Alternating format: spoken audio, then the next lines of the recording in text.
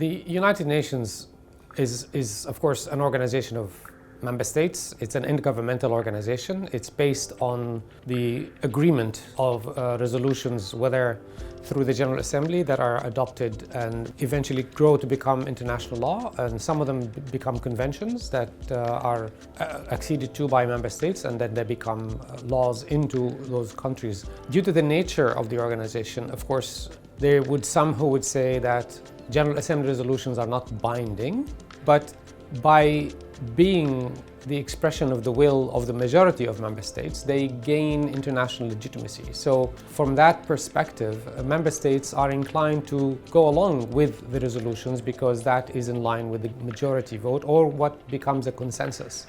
In the UN, we try to make sure that what happens at the UN is transparent. So most of the meetings are broadcast, webcast. We create a record of those meetings so that when leaders and representatives of government arrive at a resolution or come to an agreement at a summit, the member states, population, people in those countries, civil society, private sector, others are aware of what member states have agreed to. And that's where the accountability really happens. Because when member state leaders take up a position at the UN, it is their country, in their country, that they are accountable to their people. There are, of course, issues on peace and security. The Security Council, when it adopts a resolution under Chapter 7, it is the only mechanism within an enforcement ability through sanctions or through the authorization of the use of force. So that's how, in matters of peace and security, we have seen in 1990, for example, the mobilization to push Iraq out of Kuwait. That was done within the framework of a Security Council resolution. In the long-term interest of all member states and people in those countries is the climate action that deals with the causes that are driving the increased temperature, global warming, and what comes with that with climate change. Fossil fuels, science tells us, are the key driver of the change that is happening on the planet. And we see already with technologies, new technologies, we see also there's a rise in the adoption and build up of alternative renewable energy. They are becoming cheaper, they are becoming more available. And the smart investment today is actually in the new technology that is leading towards a more renewable future, a more sustainable future.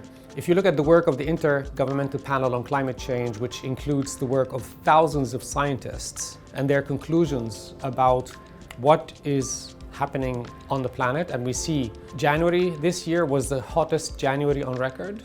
Last year was the hottest year on record. The previous decade was the hottest decade on record. And we are aware of the causes of the problem. We know how to solve it. Political will to solve it needs to be reinforced. And I think private sector, individuals, academic institutions, civil society, in countries where there's doubt about the importance of climate action, have a role and a responsibility to push their leaders to really align with what the science says needs to be done.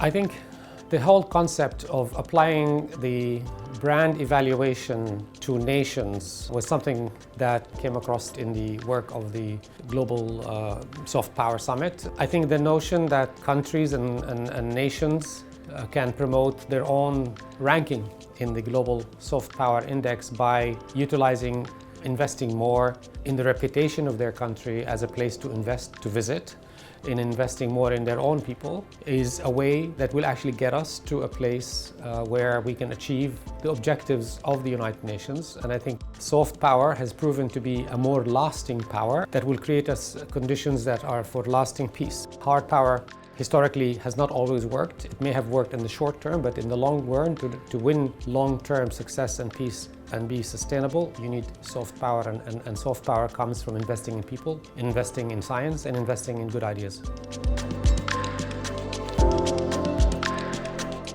Today's session was really lively, interesting, and I think many insights shared, building on the experience of people who have worked for decades on multilateralism issues, on climate change, and I'm very happy to have been here.